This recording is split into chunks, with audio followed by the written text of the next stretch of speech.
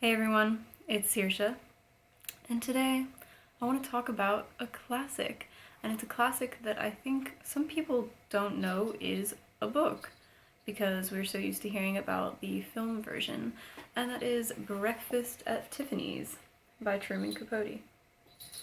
I love this cover. So I spoke about In Cold Blood a few months ago, and it was the first book of his that I'd read, and I really loved it, so I went out and I said, now I'm a big fan, I want to read his other work. So I picked up this one and also the complete stories, because he wrote a lot of short stories, and a few of them are included in this edition. We also have, because it's a novella, Breakfast at Tiffany's, it's very short. It's actually only 87 pages. And this edition has House of Flowers, a diamond guitar, and a Christmas memory in it. So I read those as well. So this was published in 1958, and I have to say I've actually never seen the film. It's one of those things that I feel like I have seen and like I could answer trivia about just because of how much it's referenced in pop culture. But that being said, maybe not, because I didn't know the story at all. It really kind of shocked me, and I love that. It's the same feeling I had with The Catcher in the Rye, where I knew the title, and that was about it. I didn't expect what happened on the first page, just the immediate feeling of what, this is not, like, all of my preconceptions are out the window about this book. So, anyway, 1958, and I'll just read you this short little bit that's on the back. In this seductive, wistful masterpiece, Truman Capote created a woman whose name has entered the American idiom and whose style is a part of the literary landscape. Holly Golightly knows that nothing bad can ever happen to you at Tiffany's. Her poignancy, wit, and naivete continue to charm. So she's played by Audrey Hepburn in the film, and I know I have to go watch it. I feel like I keep talking about books and saying that there's a film version, and then I still haven't watched it. Like, what was the one I did that with fairly recently? I can't remember. Oh, In Cold Blood, probably, because I didn't see the film yet. Still haven't. But anyway, one big thing that I've noticed in looking up people's thoughts about this book and the film is that the character of Holly Golightly is so different in the film, because I always thought, just from, seeing the pictures and everything, oh, Audrey Hepburn is so beautiful, and it seems like a very whimsical, carefree film. Again, I can't really speak to it because I haven't seen it, but that's the vibe that I got.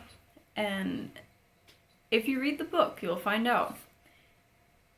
Maybe this isn't everybody's opinion, but she's not a likable character. Holly Golightly is not somebody to admire or really respect in terms of how she treats people and the sort of selfish way that she lives her life. Now, a lot of it, I think, has to do with self-preservation, because she had a very different childhood, and I'm trying to think of if I should give a spoiler or not. Not yet, but yeah, she's not a kind person. She's one of those, I feel very strongly that she is this manic pixie dream girl of this era. And so the narrator is this, like, Mr. No Man, could be anybody, who is infatuated with her. Hello, Catty. Come here. Can you see my darling cat? Take a look at her. Just take a look at her. Would you look at that? Oh, gorgeous. So, this book actually reminds me a lot, and I'm sure it's been compared to The Great Gatsby, because you have this sort of milquetoast, boring narrator who is telling the wild, adventurous, unbelievable story of somebody else. In this case, this man who, in the book, doesn't even get a name, because Holly calls her by the name of her brother. So it really dehumanizes him a bit. We don't know or care that much about him. We're really just interested in his obsession sort of mild obsession with Holly Golightly. So let me just read the first paragraph or two here. And this is what I love about books, when you read that first page and it's like, bam, this is how I'm going to tell you this story, this is the way I'm going to write. And Truman Capote's style is, I don't know how to explain it, because I talked about this in Cold Blood, that it's not over the top or too flowery, but it's very much his style. Let's just read this first bit here. I am always drawn back to places where I have lived, the houses and their neighborhoods. For instance, there is a brownstone in the East 70s where during the early years of the war I had my first New York apartment. It was one room crowded with attic furniture, a sofa, and fat chairs upholstered in that itchy, particular red velvet that one associates with hot days on a train. The walls were stucco, and a color rather like tobacco spit. Everywhere in the bathroom, too, there were prints of Roman ruins freckled brown with age. The single window looked out on a fire escape. Even so, my spirits heightened whenever I felt in my pocket the key to this apartment. With all its gloom, it still was a place of my own, the first, and my books were there, and jars of pencils to sharpen, everything I needed, so I felt, to become the writer I wanted to be. It never occurred to me in those days to write about Holly Golightly, and probably it would not now, except for a conversation I had with Joe Bell that set the whole memory of her in motion again. When you hit me with an image so crisp and accessible on the first page, I get really excited. The red velvet that one associates with hot days on a train. Chef's kiss. I love that. And then it sets us up perfectly. Now we're like, who's Holly Golightly? Are you going to tell us about her? And from the first page, you can kind of see you've got this narrator and you've got Joe Bell, and they're both thinking and talking about this mystery woman. So as much as I admire the writing style and the skill with which Truman Capote tells his stories, I'm not the biggest fan of stories where we put this manic pixie dream girl woman on a pedestal and she does terrible things and treats people like crap, and yet we still talk about how exciting she is. She's so exciting. Honestly, this character is a complete mess. She's a mess. But it's almost like you can get away with being a mess if you're really cute, or you're very unique looking, or you live in an interesting way that goes against the grain, and people just, men especially, gravitate towards you, and like you have this light that that they can't live without once they find out you exist. I just don't feel like those characters are that realistic, and therefore I don't love when they're in literature and film. It's just such a trope, really. But that being said, I'm not knocking the book or the way he tells the story, because I think he's a brilliant writer. It's just tough when, and I haven't read The Great Gatsby in years now. I've got to reread it. But I thought about it a lot when reading this. It's tough when you are reading a book where you have the narrator as somebody who just like doesn't really matter, and then all the other characters are these caricatures who are not likable at all. Like, we're not really rooting for them.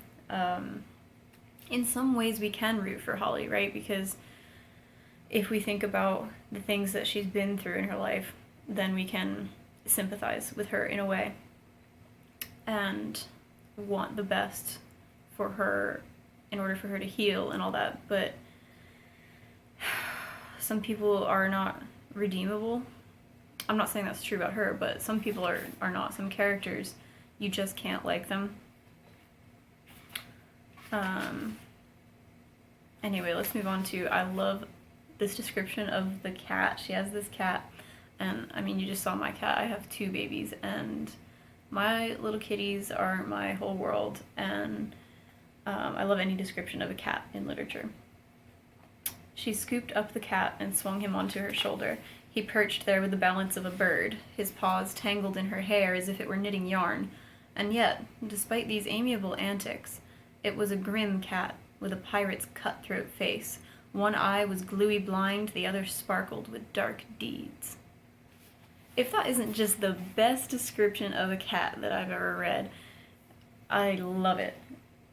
Sparkled with dark deeds. And it's just thrown in there so suddenly, and because most of the prose isn't so, not descriptive, but, you know, it's a novella, it's short, there's not a lot of room for a ton of description, and he gives us this wonderful bit about the cat that just stands out so much. I love, because, you know, maybe it doesn't sound like it, because I never seem very eloquent in my videos, because it's hard for me to think and speak and, you know, come up with thoughts and get them out at the same time, like as fast as speech works. My brain and my mouth don't work at the same speed, but I'm a writer, so I can spend a good 20 minutes on a sentence and then, you know, another further 3 years on that sentence. And how can I make this better, and how can it be like the thing that launches this novel I am writing? How can this one sentence save it all? So I really admire when a writer can paint a picture like that and come up with such a specific analogy. Was that what I wanted to say? I don't know. This part I found really profound. Because there isn't much in this book to pull out, but I liked this part. That is what Mildred Grossman had in common with Holly Golightly. They would never change because they'd been given their character too soon, which, like sudden riches, leads to a lack of proportion. The one had splurged herself into a top-heavy realist, the other a lopsided romantic. I imagined them in a restaurant of the future, Mildred still studying the menu for its nutritional values, Holly still gluttonous for everything on it. It would never be different. They would walk through life and out of it with the same determined step that took small notice of those cliffs at the left. This idea of being given your character too soon is very interesting, because I interpret that as like they had a childhood in which they were forced to become what they were going to be too early. And when a child gets to decide, or has to decide, who they're going to be, when they're still in their childish mindset, how can they ever mature into healthy adults who have healthy habits and don't regress to childish behavior and childish coping mechanisms? It's a common thing in difficult or traumatic childhoods that we grow up quickly, but we grow up stunted because we, as I said, we're still in that mindset. We're still a child. We don't have an adult brain yet, but we're being forced to do adult things.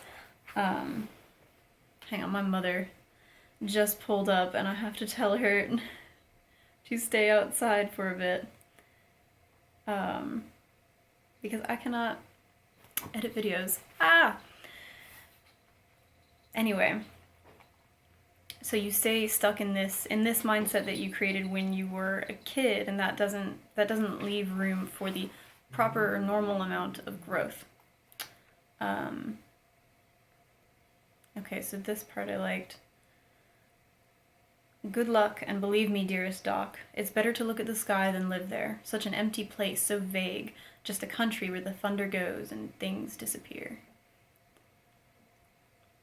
Because we're always reaching for the sky, aren't we? We're never satisfied with what we have. We're looking at something above us, something out of our reach, because I think it's more interesting to yearn for something than to hold something.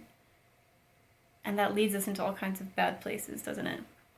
And I think that's the mindset that Holly's in a lot of the time, that she's just looking for something just out of her reach, and so she's never going to be content. She wants companionship, but she can't have it. She can't allow herself to have it, because nothing is ever satisfying.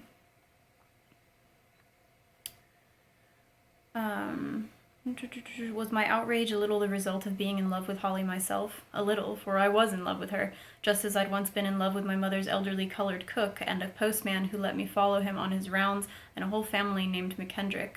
That category of love generates jealousy too. I just like the idea of love coming in so many different forms. You can be in love with absolutely anything and anyone. That just stuck out to me. I should say, in this book, there is unfortunately a lot of casual racism coming from, mostly from Holly, but the narrator as well, and he allows it. And yeah, that was tough to read, so just letting you know that exists in here. It's not good. And how much can we say, this was just the time it was written? I get so tired of that statement. It's very frustrating because I don't want that to be an excuse for the fact that people just threw out racism like it was nothing. Does not make me happy. 87. Okay, so there's a little... I'm just hitting puberty. There's a little spoiler because I'm just going to read the last bit after Holly lets her cat run away into the street and then really regrets it right away. This part absolutely tore my heart out because just even imagining opening a car door and letting my cats run away and then knowing right away you shouldn't have done it and then you can't get them back. Oh, it just made me sick. But so the narrator goes and looks for the cat all the time. And he says, "Excuse me. I had kept my promise. I had found him. It took weeks of after-work roaming through those Spanish Harlem streets, and there were many false alarms, flashes of tiger-striped fur that upon inspection were not him. But one day, one cold, sunshiny Sunday winter afternoon, it was. Flanked by potted plants and framed by clean lace curtains, he was seated in the window of a warm-looking room. I wondered what his name was, for I was certain he had one now, certain he'd arrived somewhere he belonged. African hut or whatever, I hope Holly has too." And that's the last sentence in the book. That part about the cat having a name now, because she wouldn't call it anything. And I think this kind of sums up Holly for me. The fact that she won't give her cat a name, which we can see is a very quirky, annoying thing that characters do sometimes in when they are these manic pixie dream girl characters. I didn't name my cat. That's just not who I am, and people are just trying to be unique, and it's just annoying. But it's she won't, and the fact that she's changed her name, and she's run away from her old life, she's tried to reinvent herself, but she's never finding herself because she'll never be satisfied with anything. So the cat finally having a name, and the narrator hoping that Holly has found her place. That's a good way to end it, as if maybe there is some hope. There is some hope. If the cat has found his place, then maybe Holly will too. At least that's the way I saw it. So let me just I wanted to look at a couple of discussion questions because I didn't have that much. Honestly, this is a short book and I didn't feel like I got a ton from it. Usually I go off on many tangents and have a lot to say about the deep meaning, and I analyze the book, or at least I try to. I analyze it in my brain and then I can never get it out of my mouth. But this says, is Holly an unfeeling or sympathetic character? Does she truly care for the people she knows, or is she only concerned with herself? I think she's got feelings. I don't think she's unfeeling. And as I said, I think she's a bit sympathetic because of the difficult life she had. I mean, being married when she was a child, that's not a normal way to grow up. And so, yeah, we do feel a bit of sympathy for her, but the way that she walks all over people makes it very difficult. And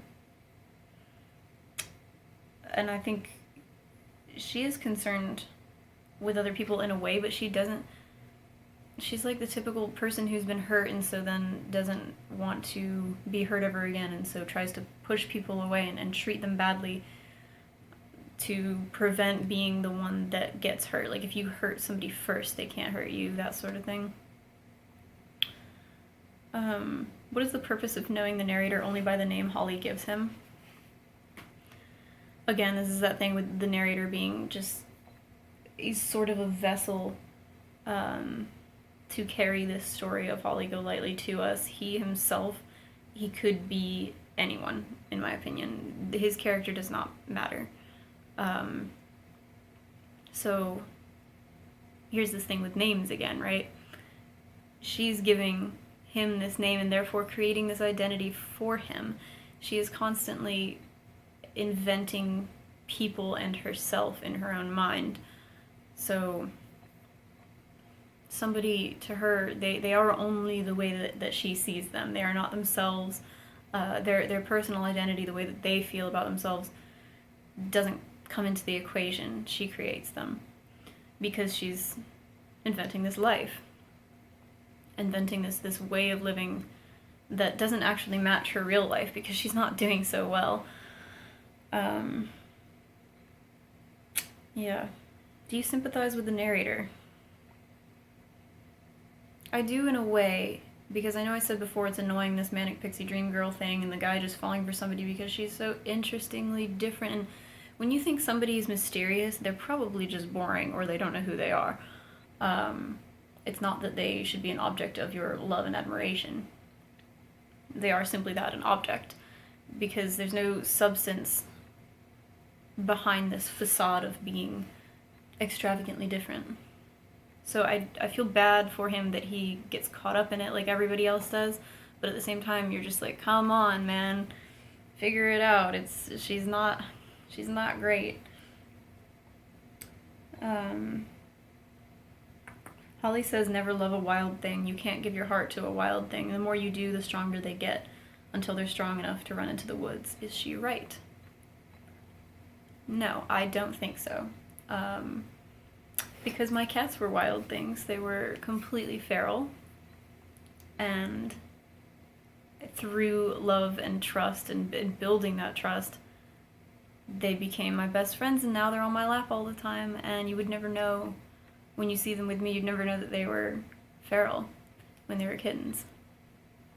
So I believe you can't, force something or somebody into being tame. You can't, if somebody's got a wild spirit, they've got a wild spirit. But that doesn't mean they can't be loved. It doesn't mean they don't want love. It doesn't mean that they're always going to run away. But the fact that Holly thinks like this, it makes a lot of sense with her character. And I can't answer this question about comparing the film and the book because I've never seen the film. So, that being said, I'm going to go watch the film. I'm just kidding. I'm not going to do it right now. I got other things to do today. But I do need to get to that. And I have been reading a very long book lately, so that's why I have not been posting a lot, or I had like a big gap in posting videos, because I'm just letting myself get into this 600-page novel, and I can't wait to talk about that one with you. So I know there weren't any big epiphanies with this book, and I definitely liked In Cold Blood a whole lot more, but I think it's always worth it to read classics, and to try and think about them from when they were written. It's very strange because this book in a lot of ways felt really modern, the way that he was writing it. Like, I didn't expect so much sex and drugs and all that in this book because I was picturing it as very old-fashioned, and I've talked about this before, I think, with the Girl in the Velvet Swing. It's hard for us to imagine like decades and decades ago, people doing the same things that we do now. It's just weird because we picture them in black and white and their little poodle skirts and stuff, and it just, life has always been gritty and raw and wild, and I do like the way that he captures that. So what are your thoughts on this book? If you've seen the movie, how does it compare if you've read the book and seen the movie?